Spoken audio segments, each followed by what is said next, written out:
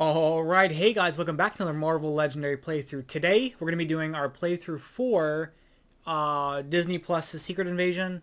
This will be just like all our other MCU playthroughs as of recently. I'll talk about my thoughts of the series after we're done with the playthrough. I'm recording this actually the day of the finale, just because it's fresher in my mind, but you guys won't see it for another month. I want to give you guys time to catch up in case you missed it. So anyway, let's just hop into it. So first off, we're going to be going against the Hydra Super Adaptoid. I'm just going to do the Adept part and shuffle it up, and we'll just go from there. So the premise of the Adaptoid is that he's different heroes, or has different abilities of heroes, which is like Gravik towards the end when he becomes a super Skrull with Gaia. So we'll kind of deal with them as the Master Strikes come through, but we're going to start off with Captain America's shield. It's 10 attack.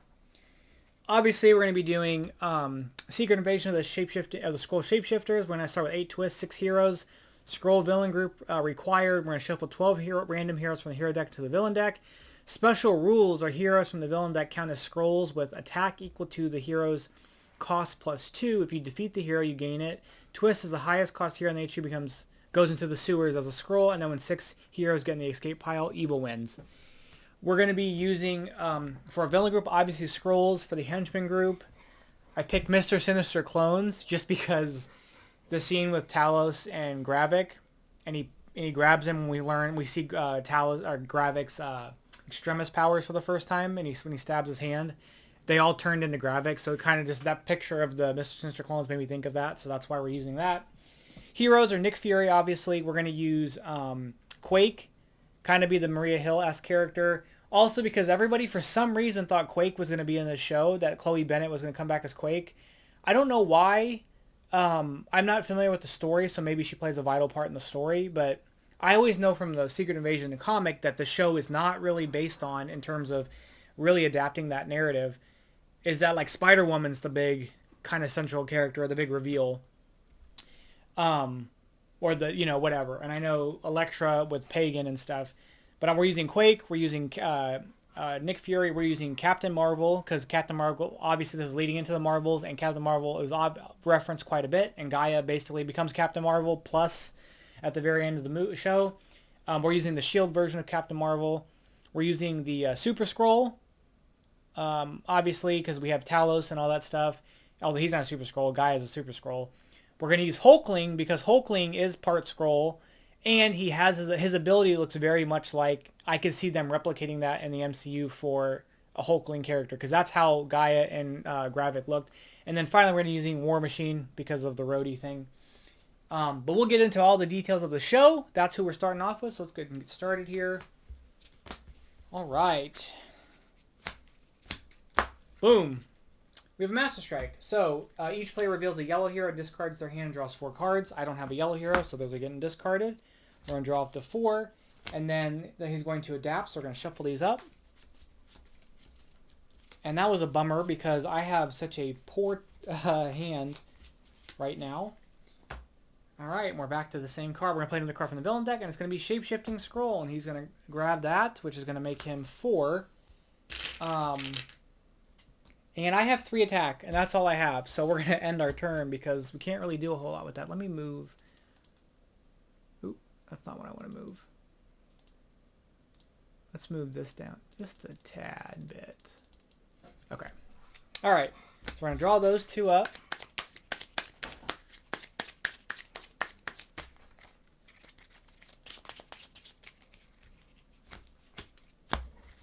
Okay. Scheme Twist. So the highest cost part guy's going to come out. He'll be 10, which the first one's Rhodey. All right, so that's there. Let's go ahead and put this on the bottom. Okay. We have 5 recruit. Let's grab with the recruit. Let's grab Transparent Motives. Super Skrull, 2 attack. Oops. 2 attack, bank conquer 1, so if a villain's in the bank, we get +1 attack, and then we can focus 3 to KO a card from a hand discard pile.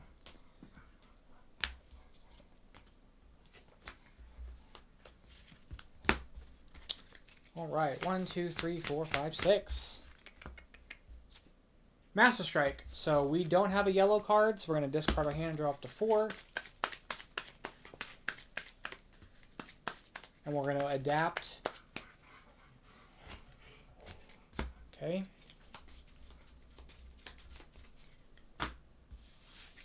Next card from the villain deck is going to be Hulkling, who's going to come out as a 7.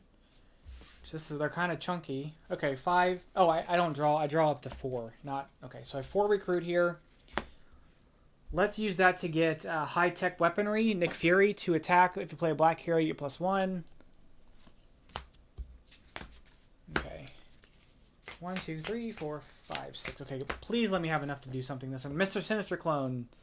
Ambush. When you clone, when the clone copy enters.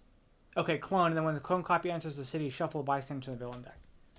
So we're gonna clone. So we're gonna look for. Oh, look at all that. That's disgusting. Okay, we're gonna play that.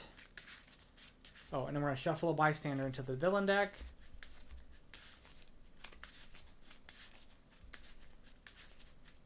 Please give me enough to respond because there's too many. There's too much stuff out. Okay. I'm gonna move that down, move that down, move that down. So put that one there. Okay, we can do something here. So we have 1, 2, 3, 4, 5, 6, 7. Because this is gonna give us 1 attack. And let's go ahead and take out these clones. So we've got 2 recruit. This is going to cost us 4 to recruit because of size change because we played a red hero. So let's get this for 2. It's half Kree. It's gain a wound and then half Skrull, and the Skrull side's 2 attack. We'll kill a clone. It says fight clone the next hero. Oh, fight the next hero you recruit. Clone the next hero you recruit this turn that has printed attack for, or printed cost 4 less. I'm going to do a little mulligan here.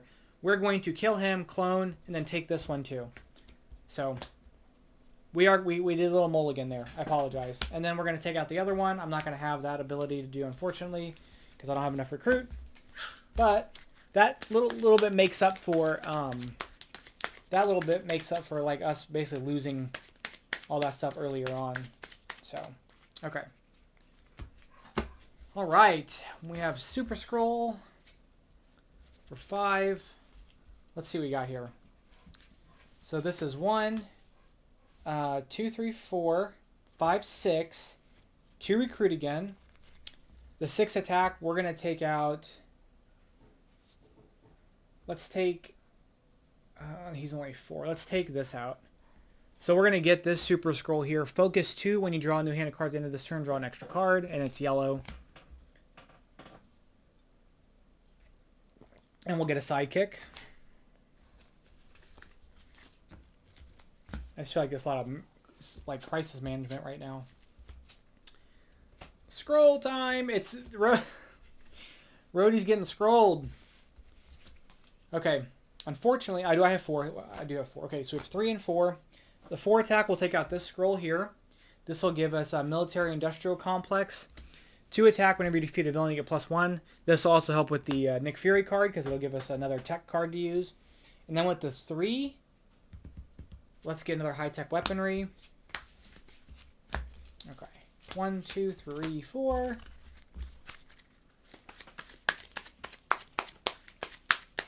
I need to get these these gray cards out of my deck. Okay. We have the... Oh, and that's what I need. All right. So in this case, let's play this side of Hulkling, and then we'll play a copy. We'll play Darwin, so he'll give us 2 attack. We're going to put this on the bottom. This will let us take out this Skrull, and we're going to get this Super Skrull. It gets confusing. Play a green hero. We get Sewer Conquer 1, and then if you have 3 attack for focus, you get 2 recruit. So we've got that, and we've got 4 recruit here. Let's get Aftershock. Shield level is 2. You get 2 attack. Okay. Okay, let me do some stuff. Oh, Varanki. My girl Varanki. Alright. She takes the highest costing hero. So, we've got 2, 3, 4, 5, 6, 7, 8, 9 because of Bank Conquer. We have 9 attack and 1 recruit. So I'm going to use this to take out Battlefield Promotion. You may KO a shield card from your hand or discard pile. If you do, you may gain a shield officer to your hand. For obvious reasons, but we still have 3 attack left. We're going to use Focus 3 to KO a card from our hand or discard pile. And we're gonna KO this, which I didn't want to do that one. Oh, and then I get a recruit, I guess, and I have 2 recruit. I have 2 recruit, so we'll get a sidekick. Okay. All right. Oh, Payback! It's the power Skrull. Man. Okay, so there's 2, 3, 4, 5. 6, 7, 8, 2 recruit. I kind of want to save these, so we'll take out Varanki for the 6. This will give us Tectonic Wave. Whenever you fight a villain this turn, if it's higher attack than your shield level, you may send a shield hero from the shield officer stack under cover, and then when your shield level is 4, you have +4 attack. Alright. I kind of want to get one of these going underground so I can get rid of... Again, I'm just trying to figure a way to get rid of all my shield cards.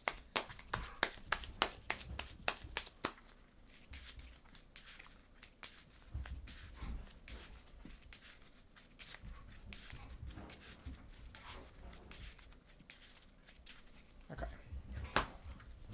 Alright. Scheme Twist. Highest costing guy is going to come out. Boom. He's going to be 7. My dogs are acting so bad. We're going to put something on here, and I'm going to put something on the bottom. Actually, let's get rid of this one. Okie dokie, let's see what we got here. So, we can just go with some full frontal attack here. So there's 2, 4, 6, 8. This is going to go to the bottom. Get our 2 here. I'm just shy of like dealing with this roadie.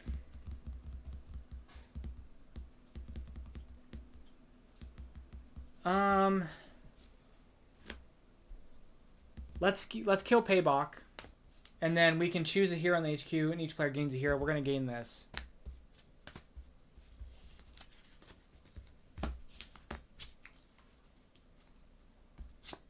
Okay. Another Scheme Twist. The highest one's gonna go out, which will be this one. I mean, it doesn't really matter. And we gotta put something on the bottom. Oh, for our first Captain Marvel card. Okay. Kind of forgot she was here. And then he's gonna be 6. All right, so we've got 2, 4, 6 attack. We've got 3 recruits. So I guess we're gonna take out Rock Solid, which we've gotten one of those already. I'm not gonna recruit. I'm gonna recruit going underground. So 3 recruit. To play this, you must discard a shield card, and if you play a blue hero, you can send the hero you discarded under cover. Oh, that'll be a problem if that comes out from a Scheme Twist. Master Strike. Each player reveals a black hero. So I've got one there. Got another one there. Oh, or discards down to 3 cards and adapt. So we're gonna adapt. Let's get these out of the way. Another Captain Marvel. All right. Okay. So we're gonna play this. Our shield level is whenever you fight a villain, if its attack's higher than your shield level. So it's no matter what we do, we're gonna get that. We're gonna play this. This is gonna give us an attack. This, and then this. So it's going to be 2, 4, 6, 7, 8, 9, 10, 11. So let's take out Overwhelming Firepower. We're going to get a recruit from that, but it doesn't really matter. And then we're going to get, whenever you fight a villain, if its high attack is higher than your shield level, you can send one of these on the cover, which we're doing. We're going to get this now, is whenever you defeat a villain or Mastermind, this turn, draw a card and rescue bystander. Alright, 1, 2, 3, 4, 5. Again, I got to get through these shield cards, and I think I've got that one Nick Fury card, so that should help. But I need to just KO these things. Scheme Twist. And she's grabbed. Okay, so 9. I'm going to put this on the bottom. Okay, so we're going to play this. We'll KO this to get a shield officer. It's going to get us Melinda May. We've got this, this, this. We'll play this to draw a card because we've played 3 shield cards. And then we've got this, and we've got this, and this is going to give us Bank Conquer 1, so we're going to get an attack off of that. This is going to give us 6 attack. Unfortunately, and I can't use this for anything because I don't have any cards in my hand. So I think what we're going to do is focus twice for the attack, because we only have 5 attack. I'm going to focus once to get 2 recruit. And it's going to give us 2, 4, 5, 6, 7 recruit.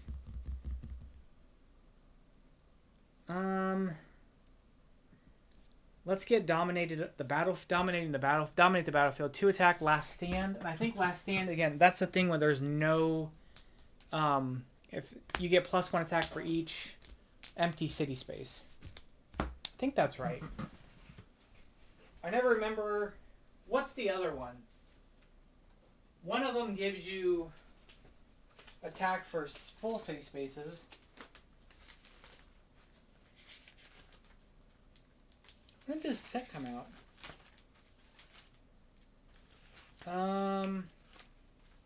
It's Revelations. Last Stand. You get +1 for each empty city space. What's the one that... I'm going to remember it randomly later, but what's the one that you get +1 for each city space that's full? I thought there was one. Anyway, okay, enough of that. Alright. Got another Quake here, and they're all chunky! They're all chunky. Okay, can we make any kind of play this round? Let's see. So first and foremost, we're going to play this. We'll KO one of these. I'm not going to use it to get something. We are going to then 2, 3, 4, 5, 6. Which isn't going to do us any good. So instead of playing all of them, I will play this and discard this. And I guess I have 3 recruit for something, but I don't even want anything. So I guess, I don't know. That was a waste of a turn. Okay. Oh, bystander. Oh, I just got lucky. Okay, whew. But I don't think I can still do anything. 1, 2, 3, 4, 5, 6. Yeah, I still can't really do much. Unfortunately, kind of put myself in like a bad position here. Okay, Scheme Twist. He's going to escape.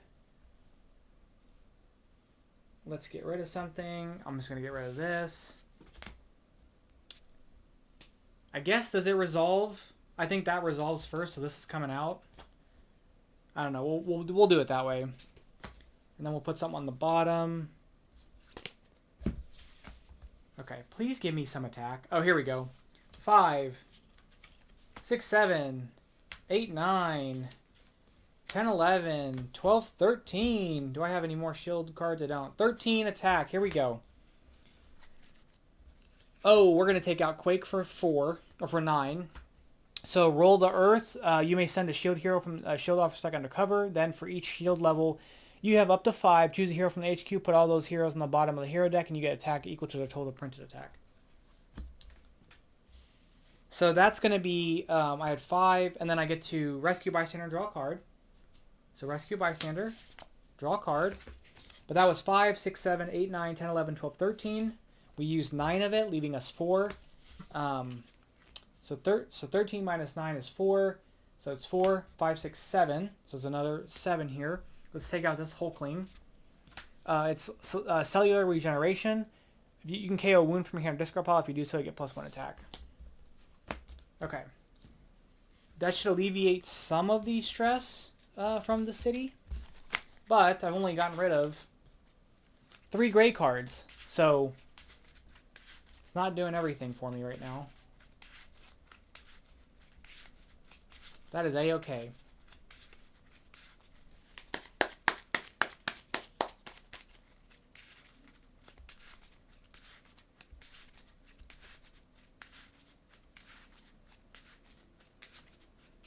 Okay.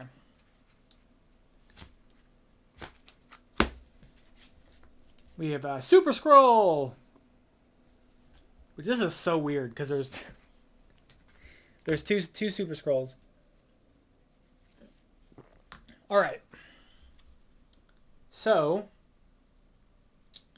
we've got 2, 4, 6, 8, 9. 1 recruit. Let's take out. Put it to the torch. We've got 4 attack, bridge conquer 1, streets conquer 1, and then it says you may gain a wound. If you do so, rooftops conquer 4. All right. Okay. I think we're now kind of in a position to start migrating towards fighting the Mastermind. Another Scheme Twist is going to come out. Let's give you this one, which at this point is this. This is 6. Let's put something on the bottom. Okay. There we go. Okay, can we make a pivot here? We got 4, 5, 6, 7, 8, 9, 10, 11. Sewers conquer, so 12. 13, 14. 1 attack. Let's take out the Hydra Super Adaptoid. So we've got fight. For each of your green heroes, you may KO.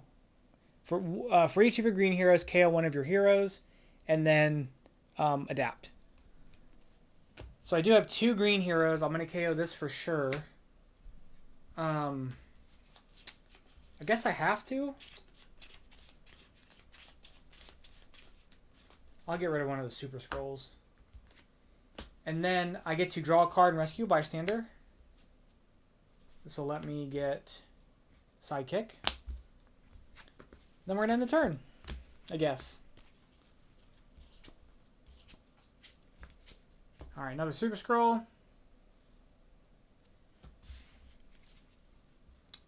Alright, let's play this. We'll KO this. Then we've got 2, 4. We're going to play this, draw a card.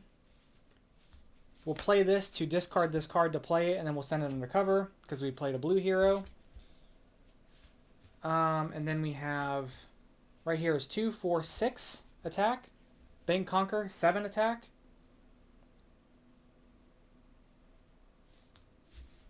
I will use it to kill the Super Skrull. Each player KOs one of their heroes. We're going to KO Battlefield Promotion. And then because I did that, our shield level was only, it's 1, 2, so I get to send one of these undercover because of this ability. And then I've got 3 attack left, so we're going to focus 3 and KO a card from right here. Discard power and get rid of that.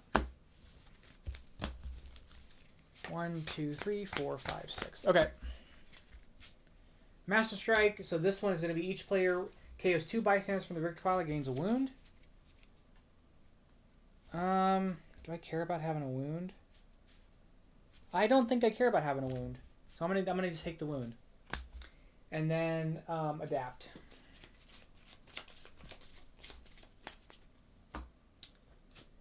Super Skrull! 2, 4. We're gonna play this to KO this. Then we're going to play this. I can send a card undercover. So we have 1, 2, 3, 4. So we can put some of this stuff on the bottom. So we're going to do 1, 2, 3, 4. We're going to move those to the bottom. And then we're going to get 4 printed attack. Or not 4. We're going to get 8 printed attack. 2. We're going to get 2 for each of those. So it's 8, 9, 10, 11, 12, 13, 14, 15. We need to kind of clear the board a bit. So we have 15 attack.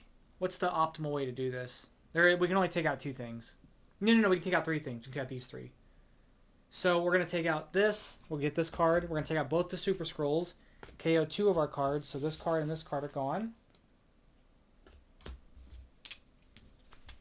And then we're going to end the turn. Alright. Okay. I think we're now like at the point that we can just start hammering the Mastermind.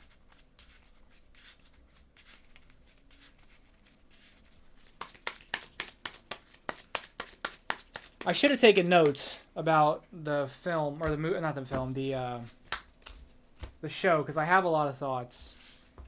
But I want them to be kind of constructive. We're going to play this to KO that. So Zabu is gone. We have this. I will discard this to play it, I guess. We've got this stuff. So we've got Bridge, Conquer, and Streets Conquer 1. So Bridge and Streets each give us 1. So there's 8 attack. Let's take out this Tectonic Wave. We'll get Undercover Agent, and we'll get a Shield Officer, which is Maria Hill. Yay! Who in this picture looks like Quake. All right. Scheme Twist. Biggest one. Send that Nick Fury out, I guess. Thematically, it's like Gravik pretending to be him at the very beginning.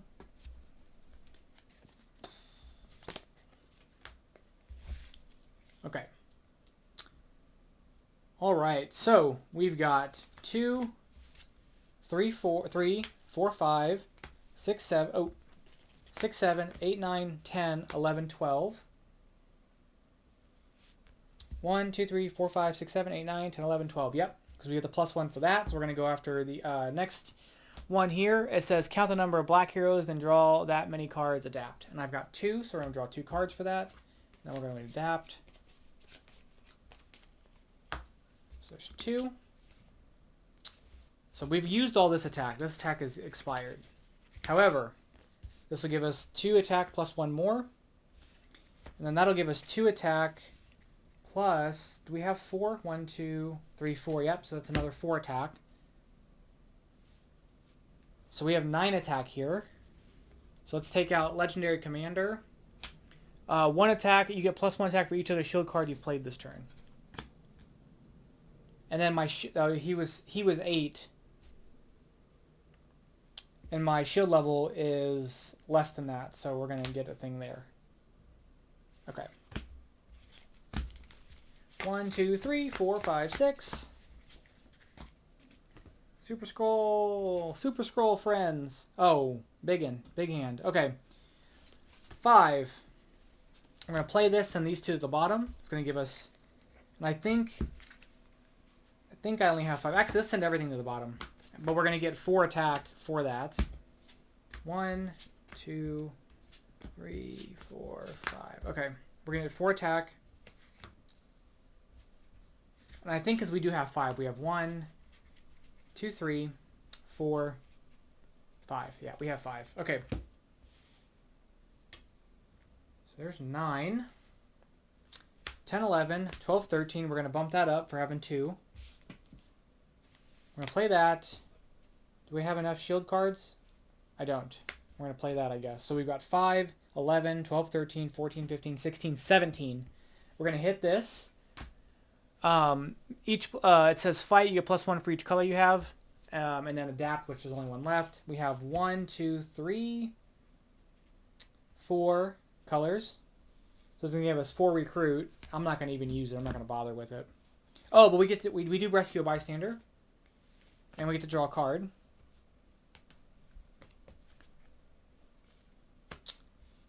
So we had, how much attack do we have? We had 5, 6, 7, 8, 9, 10, 11, 12, 13, 14, 15, 16, 17. We used 10 of it, leaving us 7.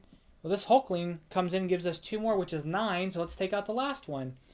For each of your red heroes, rescue a bystander. We have 1 red hero, so we're going to rescue a bystander. All right, we won the game! Let's count the victory points, and I'll be right back. Okay, so remember that the undercover cards are 1, so this is a total of 53 points. minus 1, 2, 3, 4, 5, 6, 7, 53 minus 22, because this is going to be minus 1, minus 21. So 53 is 31. So 31 points. So we did win. It was pretty sound victory there, but we did win. 31 victory points. I don't know who else. Who else would you guys use as a mastermind? I think just because for the show, they wanted the Avengers DNA, and Super Adaptoid basically is the Avengers. So the core 4, at least, and all that stuff. Or no, not the core 4. Because it has Iron Man's armor. Well, he looks like the Hulk, Captain America, Iron Man, and Thor, but then also he's got Black Widow and I guess Hawkeye is his face. So the 6. Original 6. Okay. Secret Invasion story show. The way the show started out, and I've probably said this numerous times in general about the shows, the way it started, I was like, this is going to be my favorite show. I think that the show started out really, really well, especially the first 2 episodes being like an hour or close to an hour. I don't know why the last 4 were like 38 minutes. Like they were like 32 to 38 minutes. But whatever. I liked Gravik and his motivation. I liked this idea that Fury, it was a thing focusing on Fury, and we got to know who he was, his wife, this turmoil between Talos. I think Talos he was only there for half the season, but for what he was doing, I thought his character was very interesting because he was trying to he was trying to do everything with the humans, what Fury was wanting, and he didn't want to hurt his people, and every position he was put himself in, he was trying not to do it. At the very beginning, he didn't want to kill that Skrull, and Fury kills him, and you can see the hurt on his face, and he's like, these are still my people. And I think the Gaia being this in-between between Gravik and her father, I think was interesting. And in his dying moment, he is saving the U.S. president, who is the most powerful person in the world, right? The most powerful human. I mean, you put it in that perspective. And then come to the very end where Ritson, whose life was saved in that moment, completely changes like the juxtaposition of we're gonna find you all the Skrulls and we're gonna kill you, is pretty interesting. Part of my frustration with the show, because I think Gravik is pretty clear in what he wants to do. He's gonna take over the world. He wants the Skrulls to have Earth as a planet. He knows humans are terrible, and we're gonna kill it. We're gonna make them kill each other, and we can survive the nuclear holocaust or nuclear winter. Basically, they could do the nuclear. Send the nukes off and they would survive it. Part of his motivation mid-season seemed odd because he was setting up the nuke thing, and maybe he was just like trying to out Gaia, but if it didn't out Gaia or it didn't out the mole, he still would have successfully sent off a nuke. And at least I was frustrated because there were moments he should have killed Fury, and he's like, I don't want to kill him, I want him to suffer. And we figure out, well, he doesn't want to kill him because he wants to know where the harvest is. And then at the very end, you figure out all of this pent-up frustration, rage, and hurt, because he's hurt from Fury, that I wish would have been explored a little bit more through the series. The very end, when he is talking to Gaia, who is posing as Fury, and he's saying this, like, I'm wearing the face of the man that I killed for you, the very first person I killed for you, and how this took pieces of me.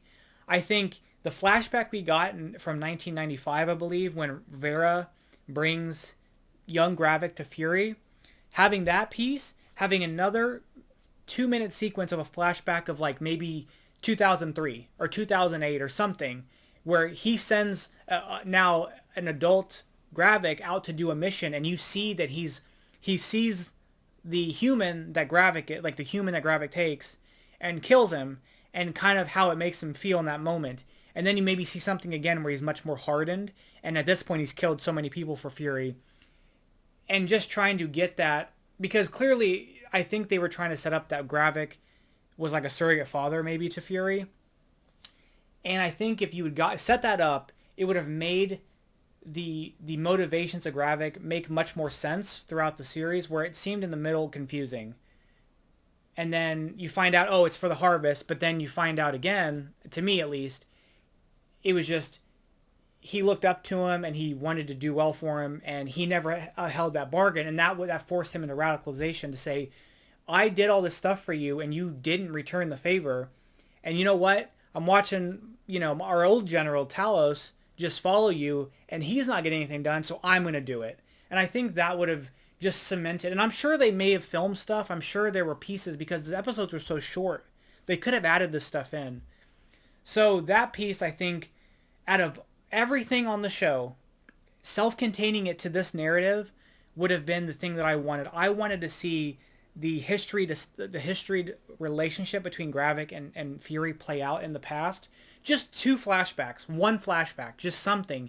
We didn't have to wait till the last moment of the last episode to know that the face he's wearing is the first person he killed for Fury.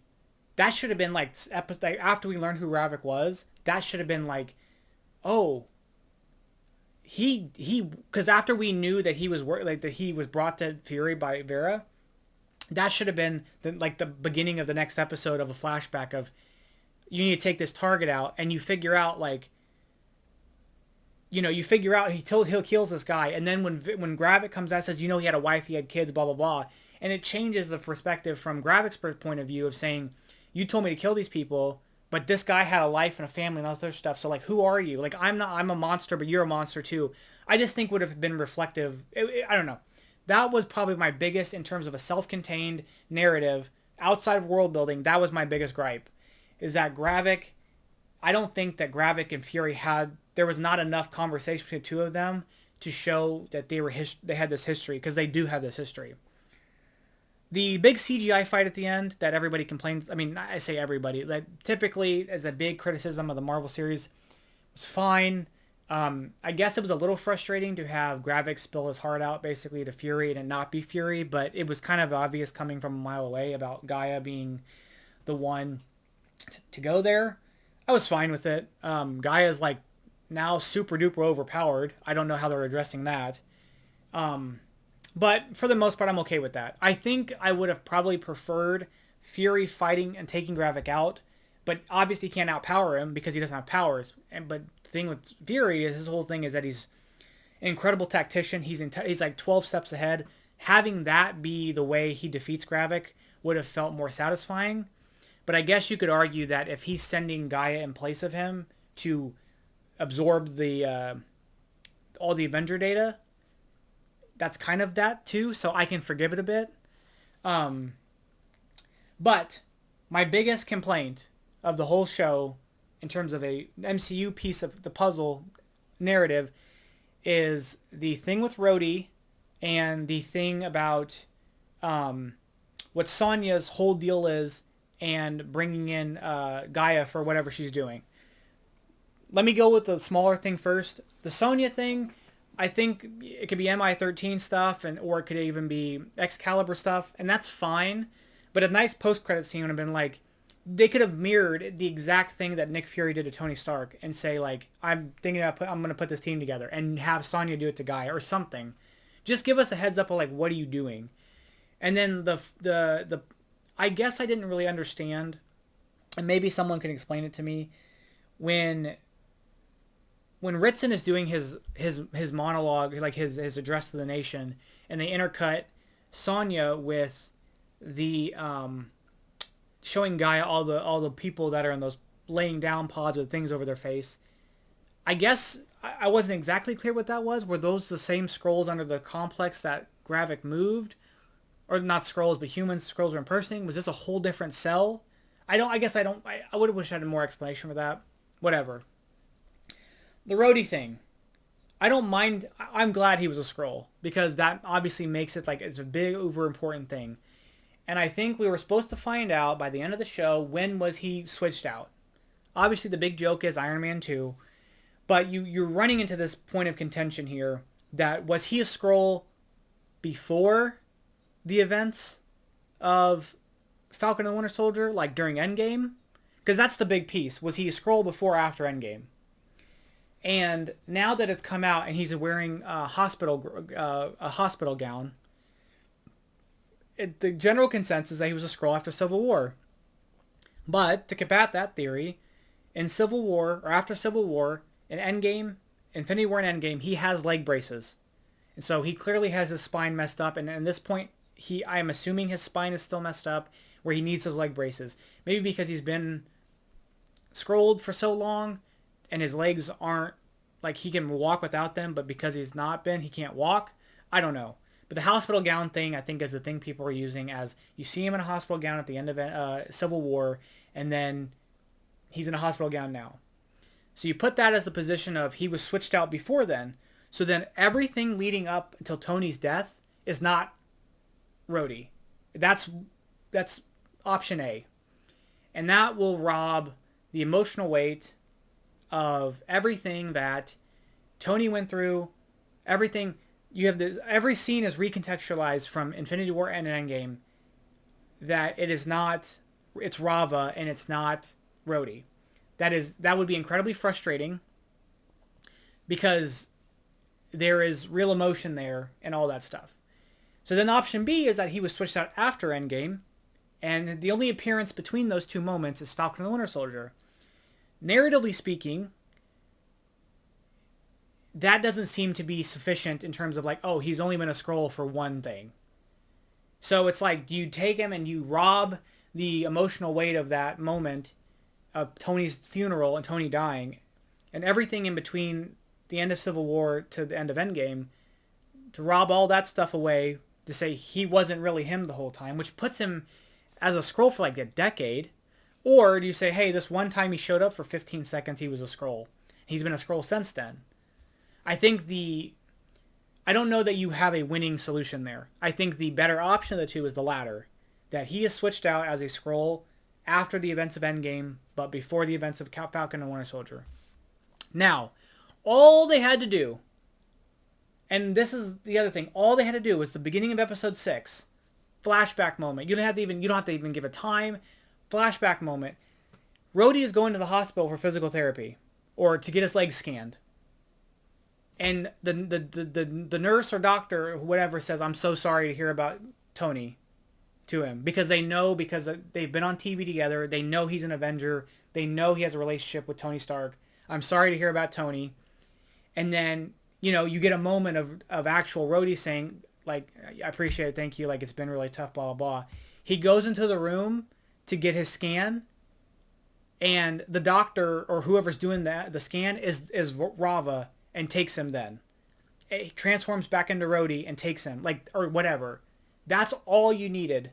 Would have explained exactly when it happened, would have left all that stuff that happened in Endgame the way it is, and then that sometime after Endgame, because if you're talking about, I'm so sorry about Tony, or I'm so sorry about Mr. Stark, that would indicate to me at least it'd be something relatively recently after the events of Endgame. So you could say post-Endgame, basically after the funeral, he was switched out. And then you've got the time between that all the way up, which at this point would put it, if you're taking chronologically, it would put it at the sometime in after into 2023, early 2024, all the way to 2026. I think that's where we're at now in the MCU timeline. So 2 years is a long time to be a Skrull. That would have been that's all I would have needed, I think, and I would have been satisfied with that whole piece. So, all the bad stuff out of the way. I did enjoy the show overall. I think the way I had really high hopes for it, and I don't think it delivered in that way. I don't know that. I'm glad Marvel is taking a step back and releasing less Disney Plus content, but I do think that they could give us more. And I don't know that, like, this would have been a great movie if they could have made it more tight and concise. There's just, like, you're going to give us, you have 6 episodes to work with, but you're doing half-an-hour episodes. Like, fill in that time. And I don't know the logistics behind making a television series, so I don't want to act like I know all the answers. But those are my pretty heavy critiques of the show. What I did really enjoy was Sonya. She was great. I did like Gravik for the most part as a villain. I thought he was a really great villain. I thought it was cool seeing Fury in a different way and still be like, oh, Fury's out. He's washed up, and then he still is doing his spy thing. That was a lot of fun. I told you I liked Talos a lot. I wish we would have gotten more Gaia, just because I think she is much more interesting, and they didn't do a lot with her. And I think another criticism is the thing with Ritson at the very end in the speech. It just seems like he was ready to launch the nuke, and then all of a sudden, oh, there was a Skrull in my midst, and we didn't see him like kind of processing. Like if we after Fury kills Rava, if he just processed like, oh, he's saying, oh my god, like this was right here and I didn't even know, like they're everywhere, and just like have a visceral reaction that was like, oh, we need to deal with this because it's clearly a problem, instead of just having to like him saying like Jesus or whatever and then it cutting to we're gonna kill all the Skrulls. That was a jump that I feel like we could have gotten an extra 30-second incident of him reacting in a way that would have justified that kind of response. It just seemed to escalate very quickly. Now, I think it's fascinating because you have now put people in a position to question superpowered people, question aliens, and I'm thinking from the perspective of X-Men. So I know that's kind of a big jump, but the X-Men's whole thing is like, no mutants, we're going to go against mutants, mutants don't belong here, all this other stuff. I think you've kind of seeded that position within the minds of the not even just the American public, but the world public. You've got the world on edge about superpowered people. You've got the world on edge about aliens. Maybe superpowered people to a less extent, but aliens. And I like how this will feed directly, the cosmic piece of it's going to feed obviously directly into the Marvels, but the real world political ramifications are going to feed directly into New World Order, or Brave New World now, and Thunderbolts. Because you can obviously see, oh, like, this is going to be a thing of, like, we need to have a response. There is no Avengers right now, so President Ross, is going to create the Thunderbolts, and he's going to pull these people, and you can see that kind of playing out. And I like that. I love that part of Marvel. I like all the other stuff too, but I like, how are these powered people dealing with, how are real world people dealing with these superpowered things around them? And I think that because it grounds it, it gets silly. You know, some of the stuff's silly and it's space stuff and it's very like, you know, I feel like you're much more attached to what's happening when you say, oh, like, I was gone for 5 years and I come back and someone's like, I don't have a home because my home's been repurposed for someone else. And you have the GRE. Is that what it is? Global, whatever the global restoration, whatever the thing that they introduced in Falcon and Winter Soldier. You have this, like, nobody can be, like, we're just dealing with this. Or the psychology of, like, my loved one was gone and I got remarried. And that stuff is fascinating to me from the blip perspective. And then now you've got, the people I'm around, I don't even know if they're real. Like, I don't know if that's really my wife or my husband or whatever. Or those are my kids or that's my teacher or whatever. Like, that stuff is fascinating and it's just regular people dealing with it, I think is really cool. So I think there's a lot that can go great from this point. I think Armor Wars is going to be cool, seeing how Rhodey's going to pick up the pieces. But we still don't know when that movie's coming out. If it is going to come out. And then it's just like all that other stuff. So anyway, I overall enjoyed the show. It's probably mid tier in terms of my favorite shows. Maybe I'll do, if you guys ever care, maybe at the end of the year after Loki season 2 I can do like a tier list of all the MCU shows. After Echo, sorry, because Echo comes out, they're dropping all those at once, so after Echo comes out maybe we'll do that. But yeah, that's gonna be it for today. Thank you guys so much for watching. Let me know what you guys thought of the show and the playthrough. How do you make things different for the playthrough, and I'll catch you guys in the next one. Bye bye.